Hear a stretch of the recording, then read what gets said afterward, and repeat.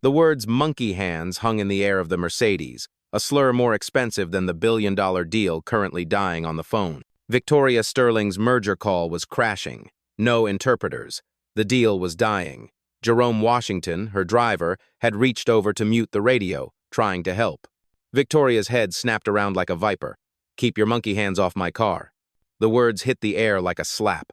Jerome's hand froze mid-reach. "You think because you drive my Mercedes you get to touch my things?" Her voice dripped with poison. "You're the help. Stay in your lane." Jerome's jaw clenched. His eyes stayed locked on the road ahead. "Matter of fact, put the partition up," she spat. "I'm tired of seeing your face in my mirror." The glass barrier slid up between them with a soft hiss. Victoria returned to her panicked phone calls. In the front seat, Jerome gripped the wheel.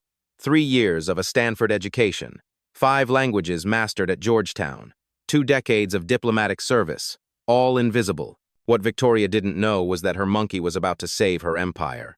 The partition couldn't block the chaos erupting behind it. "What do you mean all 3 interpreter services are booked?" Victoria's voice cracked with desperation. "Mark, this is a $1.2 billion deal." Jerome watched her in the rearview camera, pacing in the back seat like a caged animal. Her perfectly styled hair was coming undone. Mascara smudged under her eyes. "I don't care if it costs $50,000. Find someone who speaks Japanese and Mandarin," she was shouting now. "The Nakamura Singh team lands in 90 minutes. Another call. Another dead end." "No, we cannot postpone," Victoria hissed into her phone. "They'll walk away permanently." 3 years of negotiations down the drain. Jerome had heard enough boardroom conversations to know the truth. Sterling Dynamics was 3 months from bankruptcy. This merger wasn't just business, it was survival. 200 jobs hung in the balance, including his own. Victoria's next call went to voicemail, then another. Her hands were shaking as she dialed. That's when Jerome made his choice. He lowered the partition. "Excuse me, Miss Sterling." Victoria's head whipped around, fury blazing in her eyes. "I told you to. What languages do you need?" The question hung in the air like smoke. Victoria's mouth opened, then closed. Her phone call was forgotten. "I'm sorry." "What?" Jerome's voice was calm, professional. "For your merger meeting, what languages do you need?" Victoria stared at him like he'd spoken in tongues. That's not your concern." "Japanese and Mandarin," Jerome continued quietly. "Hindi, Korean." Something in his tone made Victoria's breath catch. This wasn't the voice of a driver anymore. "You speak Japanese fluently, along with Mandarin, Hindi, Korean, Arabic, Portuguese, French, German, and Spanish." The car fell dead silent. Victoria's phone slipped from her hand. Her world tilted sideways. "You're telling me you speak 9 languages?" Her voice was barely a whisper. Jerome nodded once. "Would you like me to demonstrate?" Before Victoria could answer, her phone rang. The caller ID made her stomach drop. "Nakamura, Singh Holdings." She stared at the phone like it might explode. "I can't. Not without an interpreter." "May I?" Jerome's hand extended toward the partition opening. Victoria's pride warred with her desperation. The phone kept ringing. She handed it over. "Moshi Moshi, Nakamura-san," Jerome answered, his voice transformed. Gone was the careful deference. In its place was confident, cultured authority. The voice on the other end responded in rapid Japanese. Jerome listened intently, occasionally nodding. "Hi, Sterling-san wa ima junbi shite orimasu." Victoria watched his face in the mirror. His posture had changed completely, shoulders back, jaw set with quiet confidence. This wasn't her driver anymore. Jerome switched seamlessly to Mandarin as another voice joined the call. Technical terms flowed from his lips like water: patent licensing, intellectual property transfers, market penetration strategies. He was discussing her company's most sensitive information in languages she couldn't understand. "There's been a cultural misunderstanding," Jerome said to Victoria, covering the phone. "They're insulted by your previous communications. Your legal team used overly aggressive language in the preliminary contracts." Victoria's heart hammered. "What kind of misunderstanding?" "The kind that kills deals," Jerome replied. "They think you view them as subordinates, not partners." Back to Japanese, Jerome's tone became apologetic, respectful. He used phrases that seemed to have an immediate effect. The tension on the other end dissolved. "What did you tell them?" Victoria demanded. that Sterling Dynamics deeply respects their family business legacy and that you've been personally studying Japanese business customs to show proper honor. Victoria's mouth fell open. But I haven't. You have now, Jerome said simply, then returned to the call. 20 minutes later, he handed the phone back. They're looking forward to meeting with you in person. The merger discussion is back on track. Victoria stared at the phone, then at Jerome's reflection. Who are you? Jerome pulled the Mercedes into Sterling Dynamics' parking garage. The familiar concrete walls had never felt so different. Someone who needed work 3 years ago, he said quietly, and someone who still believes in second chances. He parked in Victoria's reserved spot and turned off the engine. In the sudden silence, Victoria could hear her own heartbeat. Jerome, she said, using his name for the first time in 3 years. I need to know everything. He met her eyes in the mirror. For a moment, the partition between them felt like more than just glass. PhD in International Relations from Georgetown. Master's in Applied Linguistics from Harvard. 22 years as a senior diplomatic translator for the State Department. Each credential hit Victoria like a physical blow. I specialized in high-stakes multinational negotiations, G7 summits, trade agreements, crisis mediation. Jerome's voice carried no bitterness, just quiet fact. Budget cuts eliminated my position 3 years ago. I needed work immediately. Your mother's medical bills, Victoria said suddenly, remembering fragments of overheard phone calls. Cancer treatment. My daughter's medical school tuition. Jerome nodded. I applied for over 300 positions in my field. Overqualified for most, too old for others. Victoria felt something cold settle in her stomach. So, you became a driver. I became whatever I needed to be to survive. The parking garage's fluorescent lights hummed overhead. Victoria looked at her hands, still trembling from the phone call. Jerome, she started, then stopped. What could she possibly say? Miss Sterling, your meeting is in 40 minutes. We should go upstairs. But neither of them moved. In the enclosed space of the Mercedes, 3 years of invisible service suddenly felt enormous. I've been listening to your business calls for 36 months, Jerome said softly. I know every deal, every crisis, every late-night panic about the company's future. Victoria's face flushed with shame. Why didn't you ever say something? Offer help? Jerome's laugh was gentle, not bitter. Would you have listened? The answer hung between them, unspoken but clear. Victoria's phone buzzed. A text from her assistant. Nakamura team early. Lobby now. They're here, she whispered. Jerome was already getting out of the car, moving around to open her door with the same professional courtesy he'd shown for 3 years. But everything had changed. As Victoria stepped out, she looked at Jerome, really looked at him for the first time. Will you help me save my company? Jerome straightened his driver's uniform and nodded once. Let's go save your company, Miss Sterling. The elevator climbed toward the executive floors in silence. Victoria stared at the numbers, her mind reeling. 22 years of diplomatic service. Georgetown PhD. Harvard Masters. She'd been paying a former State Department translator minimum wage to drive her to Starbucks. Jerome, she said quietly, tell me about before. The elevator hummed between floors. Jerome kept his eyes on the digital display. Embassy in Tokyo, 1998 to 2003. Trade negotiations that prevented a currency war. His voice was matter-of-fact, professional. Beijing assignment next. Helped draft the intellectual property frameworks that your company still uses today. Victoria's breath caught. Those frameworks had saved Sterling Dynamics millions in licensing fees. After that, Geneva, UN climate accords, then back to D.C. for cabinet-level briefings. Jerome paused. I translated for 3 presidents, Miss Sterling, 2 Democrats, 1 Republican. The elevator stopped at the 15th floor. Neither moved to get out. What happened? Victoria asked. Budget Reconciliation Act of 2022. Foreign Service downsizing. Jerome's jaw tightened almost imperceptibly. 20% staff reduction. Last hired, first fired. My experience meant nothing against spreadsheet mathematics. Victoria felt sick. So you just started driving? I had 2 weeks to find an income. Mom's oncology bills were due. Sarah's med school deposit couldn't wait. Jerome's voice never wavered, but Victoria caught the steel underneath. Pride doesn't pay for chemotherapy. The elevator doors opened, then closed again. I applied everywhere. Consulting firms said I was overqualified. Corporations said I was too specialized. Universities said I was too expensive. Jerome finally looked at her. Your company needed a driver. I needed a paycheck. For 3 years, Victoria whispered. For 3 years, he confirmed. Outside the elevator, Victoria's world was collapsing. Inside, she was learning about a man who'd held his world together with quiet dignity. Jerome, why didn't you ever fight back? Demand recognition? He smiled sadly. Miss Sterling, I've negotiated with dictators and diplomats, but I've never met anyone more dangerous than a person who's already decided what you're worth. The words hit like a slap. Every morning I chose to see this as temporary, Jerome continued. Every insult, every dismissal, every time you threw your briefcase at me like I was furniture, I chose to believe that someday someone would need what I actually know. Victoria's throat tightened. And today, he said, today you need what I know.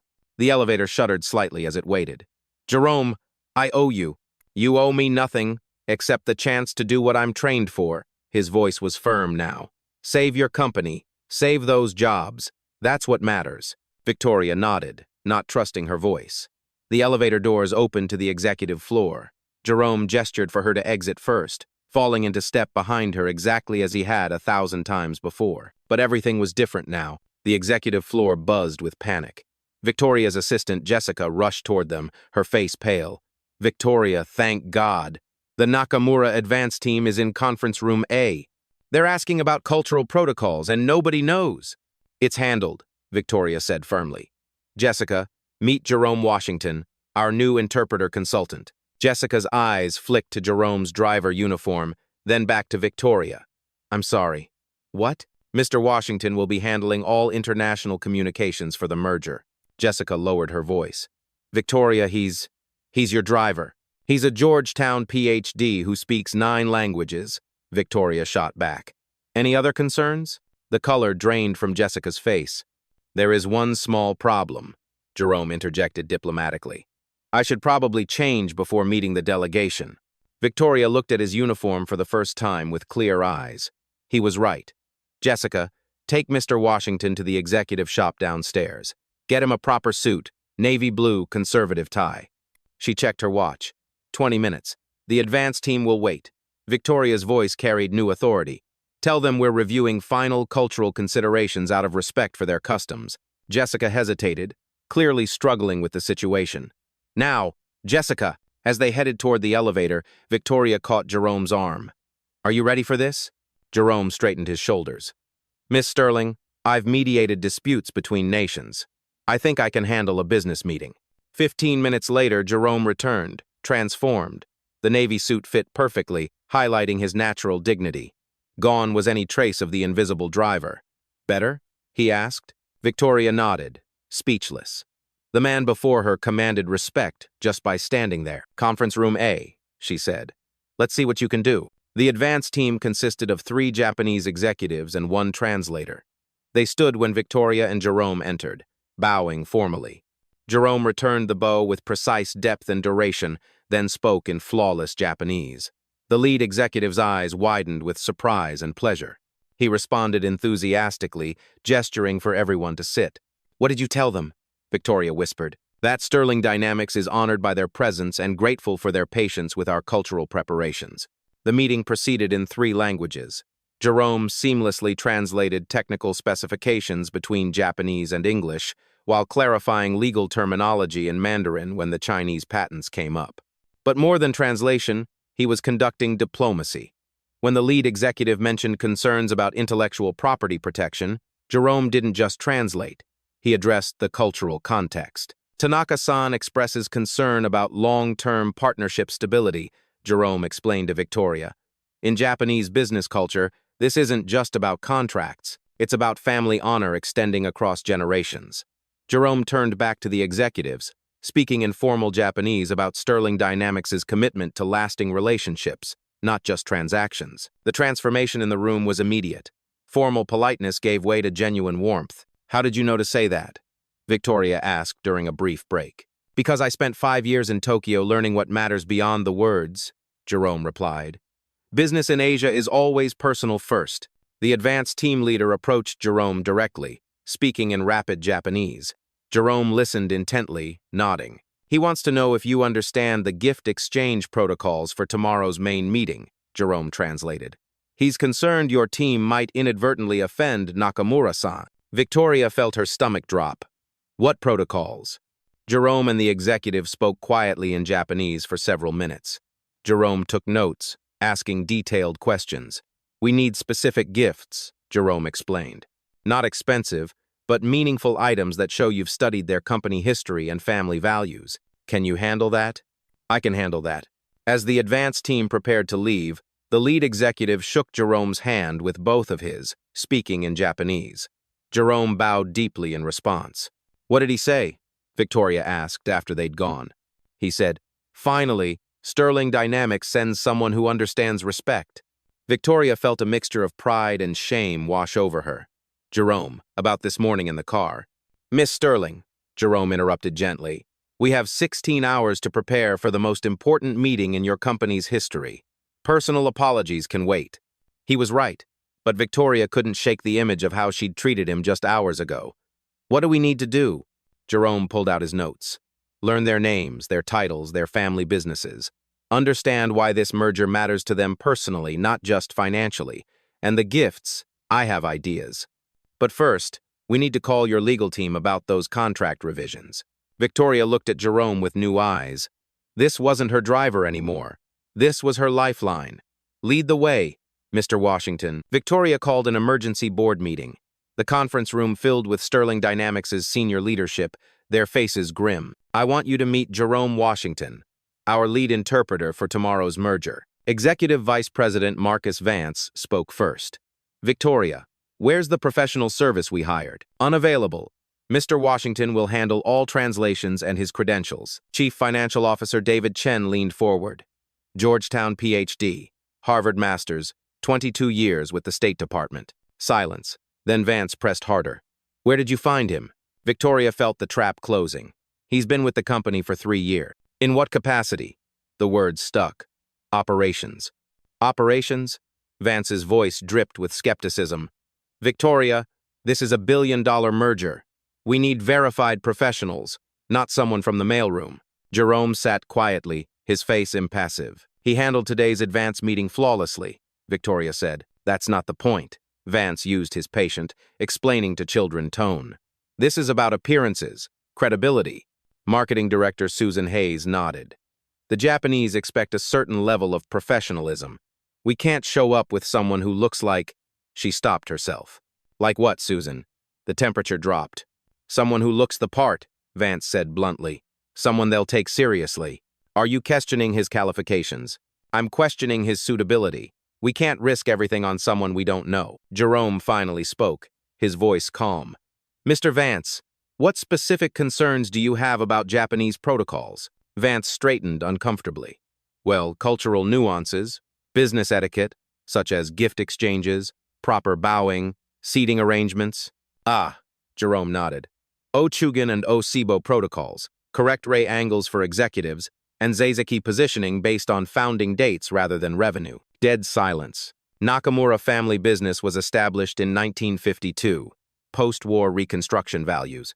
They'll expect gifts acknowledging their family's contribution to Japan's recovery, not expensive items suggesting we're buying influence. Vance's mouth opened. Singh Holdings follows British Indian traditions. Direct communication, minimal ceremony, absolute punctuality. Miss Singh will interpret elaborate gift ceremonies as time-wasting. Jerome looked around calmly. The key is balancing both without offense. Nakamura gets the position of honor. Singh gets clear sightlines to documentation. The silence stretched. How do you know this? Vance whispered. I negotiated the 2019 Tokyo Trade Framework, establishing current U.S.-Japanese protocols, and mediated the Singh-Eurobank dispute in 2020. 7 executives realized they'd questioned someone more qualified than all of them combined. Any other concerns about Mr. Washington's suitability? Victoria asked quietly. No one spoke. Good. Jerome, what do we need? As Jerome outlined the strategy, Victoria watched the shift. Vance taking notes. Chen nodding. Hayes asking questions. But she also noticed what didn't change. The careful distance. Questions directed to her, not Jerome. Recognition wasn't acceptance. After the meeting, Vance approached privately. Where exactly has he been working for 3 years? Victoria met his eyes. learning everything about our company while we learned nothing about him. That evening, Jerome worked alone in the empty office. Victoria found him at 9 p.m., surrounded by documents, cultural research, and gift samples. "You should go home," she said. "Get some rest." Jerome looked up from his notes. "Almost finished. Just reviewing the technical patents one more time." Victoria noticed the precision of his preparation. Color-coded files for each executive, cultural protocol checklists, even backup conversation topics. "Jerome, this is beyond thorough." "Miss Sterling, in diplomacy, we say preparation prevents humiliation." He gestured to the research spread across the table. "Did you know Mr. Nakamura's father was a Hiroshima survivor who rebuilt their family business from nothing?" Victoria shook her head. "That's why he values long-term partnerships over quick profits. His decision-making process honors his father's memory." Jerome pulled out another file. "Miss Singh lost her first company to a bad translation in a Mumbai court. She's hypersensitive to linguistic precision. How did you learn all this?" 6 hours of research your regular interpreters wouldn't have done." Jerome's phone buzzed. He glanced at it and frowned. "Problem? Emergency call from our Mumbai branch office. IP theft concern. The regional director only speaks Hindi." Victoria's heart sank. "We can't afford any complications tonight." Jerome was already answering. "Namaste, Mr. Kumar. Mein Jerome Bol Raha Hoon." For 20 minutes, Jerome mediated a three-way crisis. Victoria watched him switch between Hindi, English, and rapid-fire legal terminology, his voice carrying the quiet authority of someone used to solving international emergencies. "What was that about?" Victoria asked when he hung up. "A competitor tried to steal your Mumbai AI algorithms. Mr. Kumar caught them but needed immediate legal guidance in Hindi. It's handled." Victoria stared. "You just solved that." "Miss Sterling, your company has been hemorrhaging value through communication gaps for years."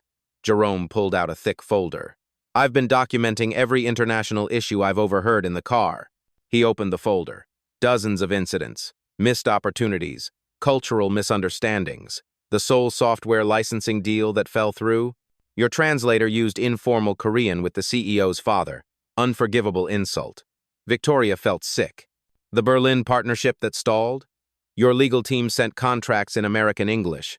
Germans interpret that as intellectual arrogance. Why didn't you ever say something? Jerome's smile was gentle. Would you have listened? Victoria's phone rang. An unknown international number. "Don't answer that," she started, but Jerome was already reaching for it. Sterling Dynamics, Washington speaking. Guten Tag, Herr Müller. German flowed from Jerome's lips like water. The conversation lasted 10 minutes, ending with Jerome laughing warmly. "Your Berlin partners," he explained to Victoria's shocked face. "They want to restart negotiations. They heard about tomorrow's merger and realized they made a mistake walking away." "That deal was worth $40 million, Victoria whispered. "It still is." "I scheduled a video call for next week." Victoria sank into a chair. "How many opportunities have we lost?"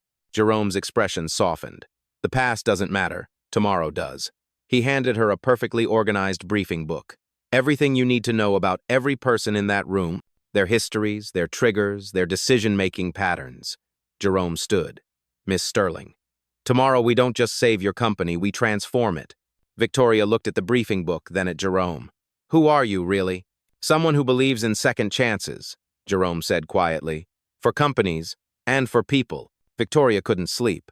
At midnight, she sat in her home office, researching Jerome Washington. What she found made her hands shake. State Department commendations, diplomatic achievement awards, news articles praising his negotiation breakthroughs, a photo of him standing behind 3 presidents during international summits. Her driver had shaped global trade policy. The next morning, Victoria called the board into an emergency session before the merger meeting. "Before we begin today, I need to address yesterday's concerns about Jerome Washington." The executives filed in, looking tense. Jerome wasn't with her. "I spent last night researching his background." Victoria pulled up her laptop screen. "Marcus, you questioned his credentials." A State Department citation appeared on the conference room monitor. "Presidential commendation for preventing the 2018 U.S.-China trade war collapse." Vance shifted uncomfortably. "David, you worried about his experience." Another document appeared. "Lead negotiator for the Asian-Pacific Economic Framework, the foundation of our entire international business model." Chen looked pale. "Susan, You questioned whether the Japanese would take him seriously. Victoria clicked again. Personal letter of recommendation from former Japanese Prime Minister Sato. Jerome mediated the 2020 Okinawa base agreements. Hayes stared at the screen. For 3 years, we've employed one of America's most accomplished diplomats. Victoria's voice carried quiet fury, and we used him to drive me to coffee meetings. The room was deadly silent. Jerome Washington doesn't work in our operations department, Victoria continued. He is our operations department, starting today. She clicked on a new document. I'm promoting him to Senior Vice President of International Relations. Salary $180,000 plus equity. Reporting directly to me. Victoria Vance started. I'm not finished. Victoria's voice cut through his objection. Jerome will also head our new Cultural Intelligence Division. Budget, $2 million annually. Staff, his choice. She closed the laptop. Any questions about Mr. Washington's qualifications? No one spoke. Good, because he's about to save this company. 20 minutes later, Jerome entered the boardroom wearing a perfectly tailored charcoal suit. Victoria noticed the immediate shift in posture around the table. Respectful attention replaced yesterday's skepticism. Ladies and gentlemen, Victoria announced formally. I present Jerome Washington, Senior Vice President of International Relations. She handed him a business card holder, his new cards printed overnight. Jerome accepted it with quiet dignity. Thank you for this opportunity. The opportunity is ours, Victoria replied, meaning every word. Chief Technology Officer Jin Kim cleared his throat. Mr. Washington, I owe you an apology. No apology necessary, Jerome said gracefully. But I appreciate the acknowledgement. One by one, the executives who'd questioned him yesterday offered their respect. Jerome accepted each gesture with professional grace. Now, Victoria said, let's go save our company. As they filed out, Vance approached Jerome privately. Washington, I was wrong yesterday. Completely wrong. Jerome shook his hand firmly. Marcus, we all make assumptions. What matters is what we do after we realize them. Victoria watched the exchange, feeling something she hadn't experienced in years, pride in her leadership. Ready, Mr. Vice President? She asked Jerome. Jerome straightened his tie and smiled. Ready, Miss Sterling. For the first time in 3 years, Jerome Washington walked into a business meeting as himself. The elevator to the executive conference room felt different this time. Victoria and Jerome stood side by side. Equals, now. But the weight of the coming meeting pressed down on both of them. Jerome, Victoria said quietly, I need you to know something. He looked at her reflection in the polished steel doors. If this deal fails, Sterling Dynamics has maybe 3 months before bankruptcy. Her voice was barely above a whisper. 200 people lose their jobs, including yours. Jerome nodded slowly. How long have you been carrying this alone? 2 years, maybe longer. Victoria's hands trembled slightly. I tell the board we're restructuring. I tell investors we're pivoting.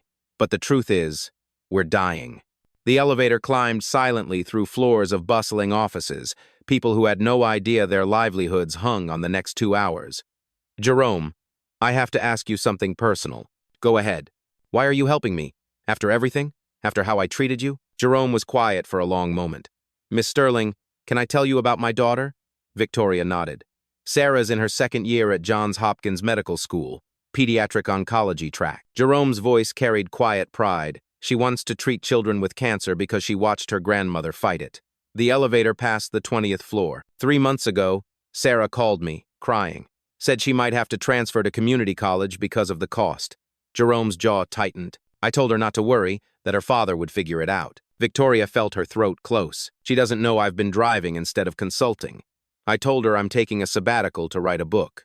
Jerome smiled sadly. Every month, I transfer money to her account and tell her it's from my research grant. Jerome, yesterday morning after you humiliated me in the car, I drove straight to a job interview. 3rd one this week. He looked directly at Victoria, marketing coordinator at a community college.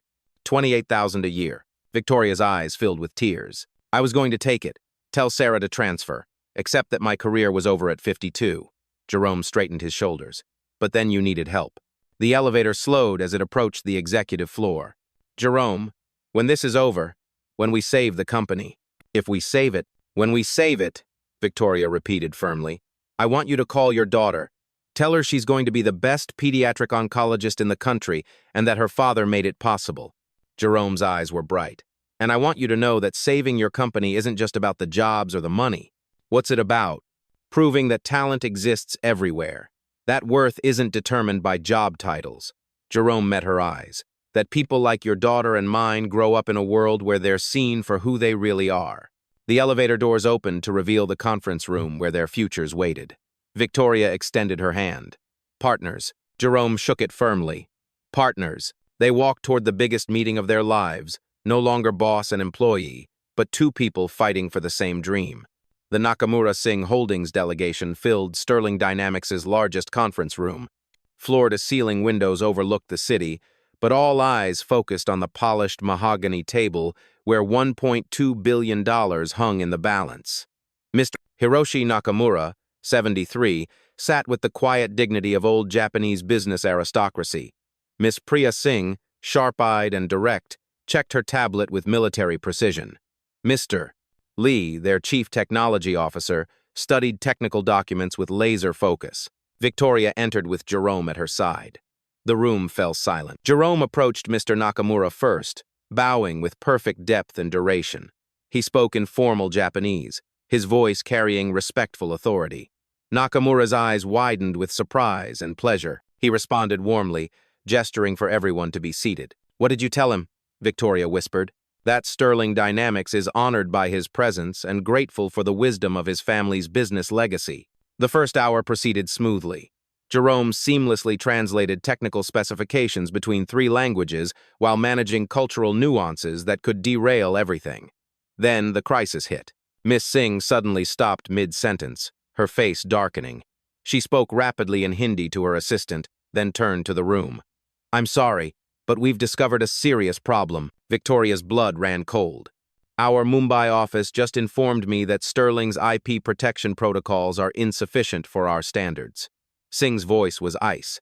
"We cannot proceed with a company that has such loose security measures." The room went dead silent. Victoria felt the deal slipping away. Jerome leaned forward slightly. "Miss Singh, may I ask what specific security concerns your Mumbai office identified?" Singh's assistant whispered in her ear. She nodded curtly. "Unauthorized access to algorithmic frameworks. Potential competitor infiltration."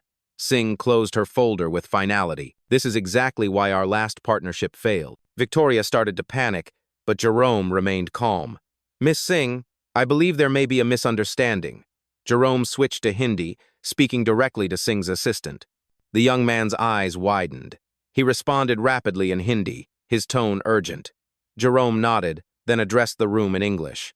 "The security breach Miss Singh referenced was resolved yesterday evening. Sterling's Mumbai team detected the intrusion attempt and implemented immediate countermeasures." He looked directly at Singh. "I personally coordinated the response with your regional director, Mr. Kumar.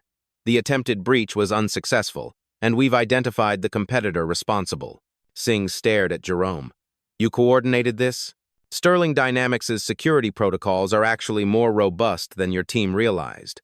The fact that we detected and stopped the intrusion within hours demonstrates the strength of our systems." Jerome pulled out his phone, scrolling to a message thread. "With your permission, I can conference Mr. Kumar to confirm the resolution." Singh looked stunned. "You speak Hindi fluently, along with 8 other languages?" Jerome's tone remained professional. "Shall I make the call?" Singh nodded slowly. The conference call with Mumbai lasted 20 minutes. Jerome mediated in 3 languages, walking everyone through the security response timeline.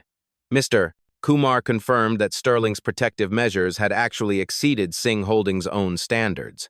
When the call ended, Singh looked at Jerome with new respect. "Mr. Washington, your response time was impressive." "Miss Singh, Sterling Dynamics takes partnership security very seriously, especially with organizations we hope to build generational relationships with." He had used the exact phrase that resonated with Singh's family business philosophy.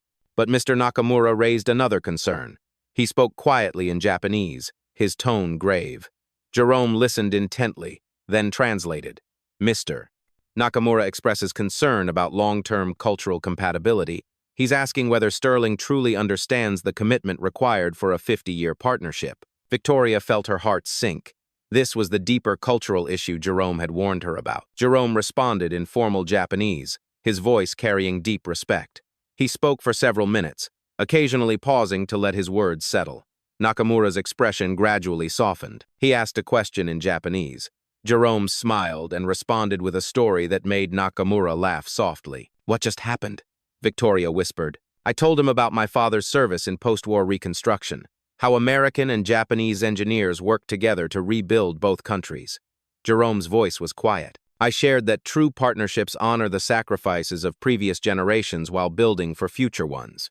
Nakamura nodded and spoke again in Japanese. "He says his father would have respected that sentiment," Jerome translated, "and that Sterling Dynamics clearly understands the meaning of honor.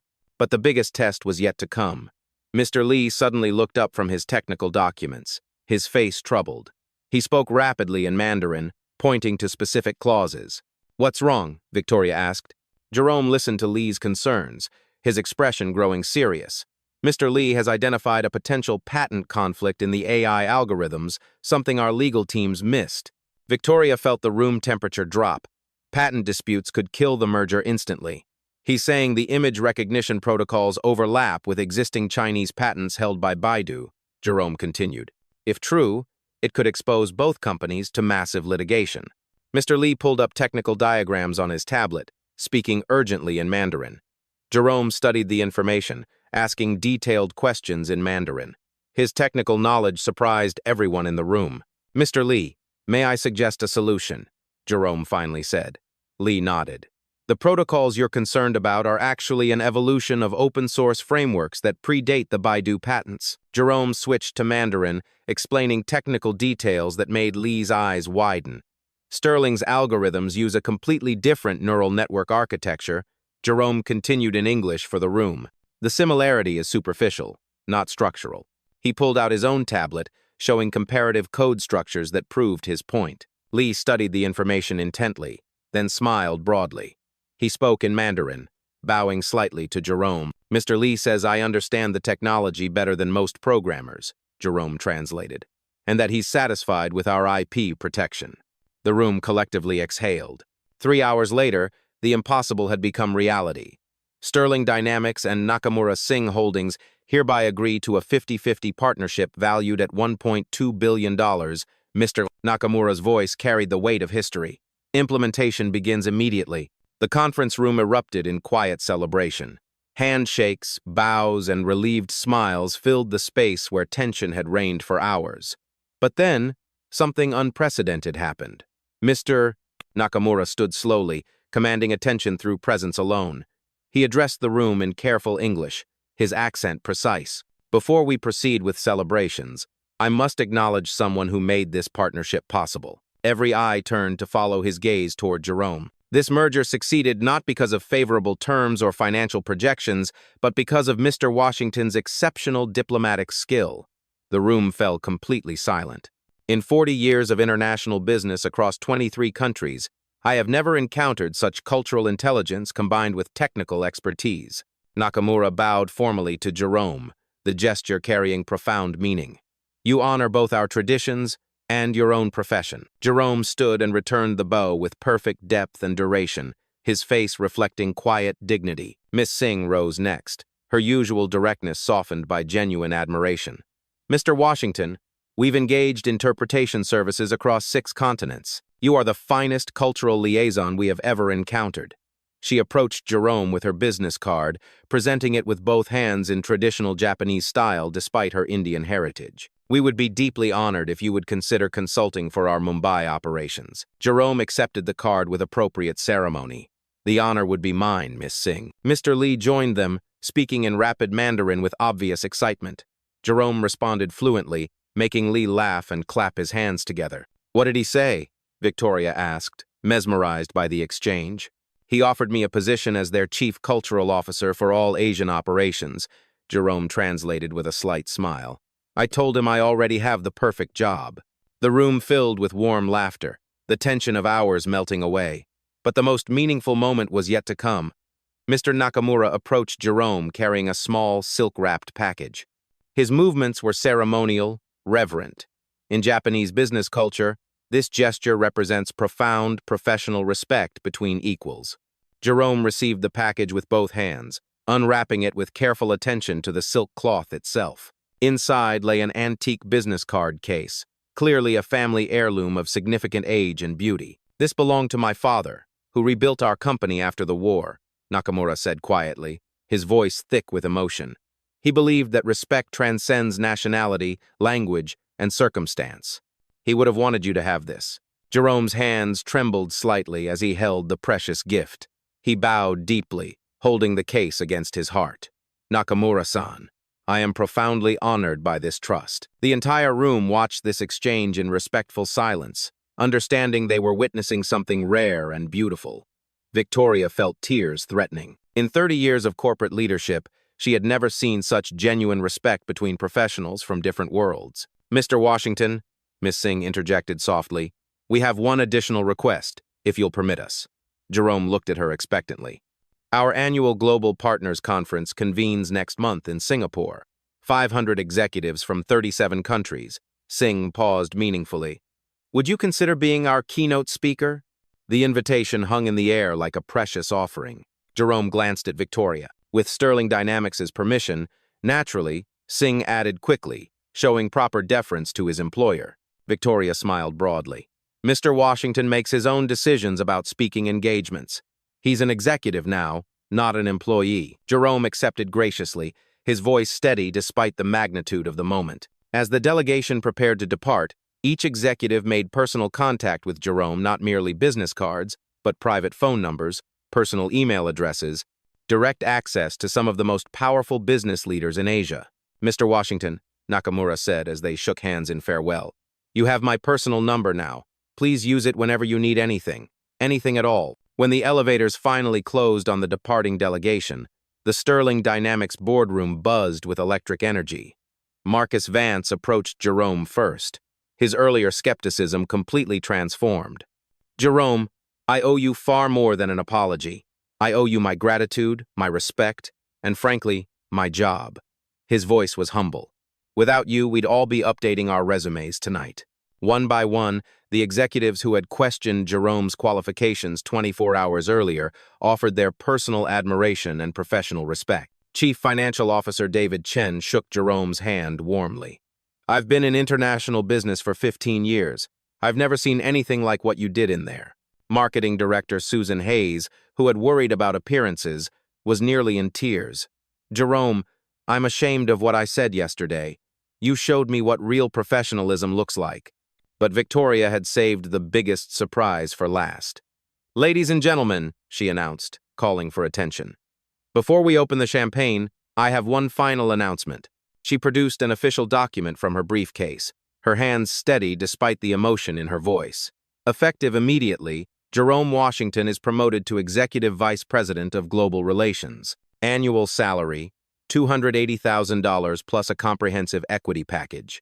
Jerome's breath caught audibly. Additionally, Mr. Washington will oversee our new International Cultural Intelligence Division with an annual budget of $8 million and authorization to hire a team of 20 specialists worldwide. The room erupted in sustained applause. But most importantly, Victoria continued, her voice growing thick with emotion, Mr.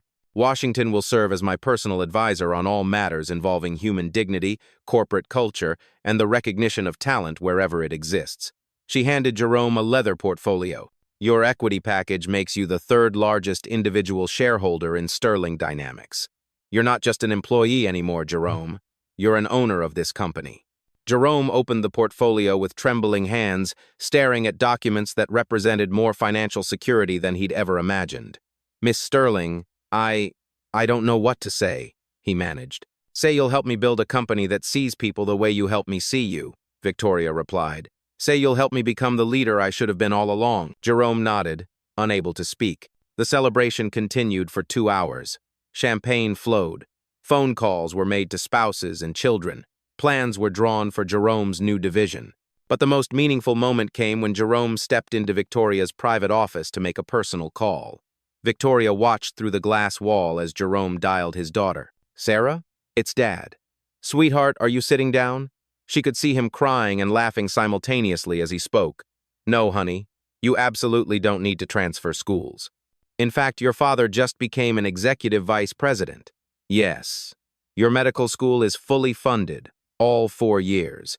Just focus on becoming the incredible doctor I know you'll be. When Jerome returned to the celebration, his eyes were bright with pure joy. "How does it feel?" Victoria asked quietly. Jerome looked around the room at his new colleagues, then at the city lights beginning to twinkle outside the windows. "Like I remember who I really am," he said softly. "Like I'm finally home." 6 months later, Jerome's corner office on the 32nd floor hummed with international activity. 3 monitors displayed live feeds from Singapore, Mumbai, and Berlin. His cultural intelligence division had prevented 4 diplomatic disasters and closed deals worth $400 million. Victoria often stopped by just to watch him work. The transformation still amazed her. "Mr. Washington, your daughter's calling," his assistant announced. Jerome smiled and picked up. "Hey, sweetheart, how's pediatric rotation treating you?" Sarah's excited voice filled the room. "Dad, I just got accepted for the summer research program at Children's Hospital, full scholarship." "That's my girl," Jerome said proudly. "Your grandmother would be so proud." After hanging up, Jerome noticed Victoria in his doorway. "Good news?" she asked. "The best. Sarah's becoming everything I hoped she would." Jerome gestured to his desk. "Just like this company." On Jerome's desk sat his daily reminders. His old driver's license in a simple frame next to Mr. Nakamura's antique business card case. "Any regrets about that morning in the car?" Victoria asked. Jerome considered seriously. "Not anymore. That moment brought us both to where we needed to be." He paused. "Even after everything I said, Victoria, you gave me the greatest gift that day. The chance to prove that worth isn't measured by a uniform or a title." Victoria's phone buzzed. She smiled at the text. "Speaking of talent, I just hired our new head of facilities, Maria Rodriguez. She mentioned having a law degree during her interview." Jerome raised an eyebrow. "Formerly your driver?" "Formerly my driver. Now our top legal officer." Victoria grinned. "Funny how much you see when you actually look." That afternoon, a news alert flashed across Jerome's screen. Sterling Dynamics model transforms corporate culture nationwide. The article featured dozens of companies adopting their Hidden Talent Initiative CEOs, sharing stories of discovering PhDs working in mailrooms, former professors driving Ubers, displaced engineers cleaning offices. Jerome's phone rang. An unknown number. "Mr. Washington, this is David Kim from Samsung Electronics. We need your help." "What can I do for you, Mr. Kim?" "Our night janitor just solved a coding problem our engineers couldn't crack. Turns out he's a former AI researcher from Seoul National University." Kim's voice was amazed. "We heard about your story." "How do we do this, right?" Jerome smiled. "Start by apologizing, then start by listening." By evening, Jerome had fielded 12 similar calls. Victoria found him at 8 p.m., still taking calls from executives worldwide. "The Jerome Washington Foundation is getting 500 applications daily," she reported. "Displaced professionals, underemployed talent, people stuck in survival jobs. How many can we help with our corporate partners?" "Maybe 2,000 this year," Jerome nodded, but his expression was thoughtful. "Victoria, I want to tell you something." She sat down, recognizing his serious tone. "This morning I got a call from a mother in Detroit. Her son, Marcus, is an MIT graduate working at McDonald's because no one will hire him." Jerome's voice grew heavy. 3 years of applications, 0 interviews." Victoria felt her heart clench. She was crying. Victoria said she saw our story and wondered if there was hope for her boy. Jerome looked directly at her. "That call reminded me why this matters." "What did you tell her?" "I told her to send me his resume. Marcus starts in our Berlin office next month." Victoria smiled through tears. "One person at a time." "One person at a time," Jerome agreed. As they prepared to leave, Jerome turned to face the camera of the documentary crew that had been following their story. "Right now, someone is serving your coffee who speaks 4 languages. Someone cleaning your office has an engineering degree. Someone driving your Uber used to run international negotiations." His voice carried quiet authority. "Tomorrow morning, when you interact with service workers, ask yourself, what talents am I not seeing? What potential am I dismissing? What story am I missing?" Jerome stepped closer to the camera. "Here's what I want you to do. Find one person this week whose job title doesn't match their potential. Really talk to them. Ask about their background, their dreams, their skills. Then do something about it. Make an introduction. Write a recommendation. Share their story. Small actions create big changes." Victoria joined him. "We started the Jerome Washington Foundation to connect displaced talent with companies that need them. But the real change happens when you decide to see people differently. It happens when you choose to look past uniforms and job titles to the human being underneath. Jerome's voice grew stronger. Because talent doesn't wear designer suits. Brilliance doesn't need corner offices. Worth isn't measured by your paycheck. It's revealed by your character. He paused, letting the words settle. If this story touched you, share it. Tag someone who needs to hear it. Comment about a time you discovered hidden talent. Help us build a world where everyone gets seen for who they really are. A valuable lesson for the audience. The most valuable resources are often hidden in plain sight. A person's current job is a reflection of their circumstances, not their potential. True leadership lies in the ability to see the worth and talent in every individual, regardless of their title or uniform. Subscribe to Blacktail Stories if you believe everyone deserves a second chance. Like if you think talent exists everywhere. Comment below with a story about a time you discovered hidden talent in an unexpected place.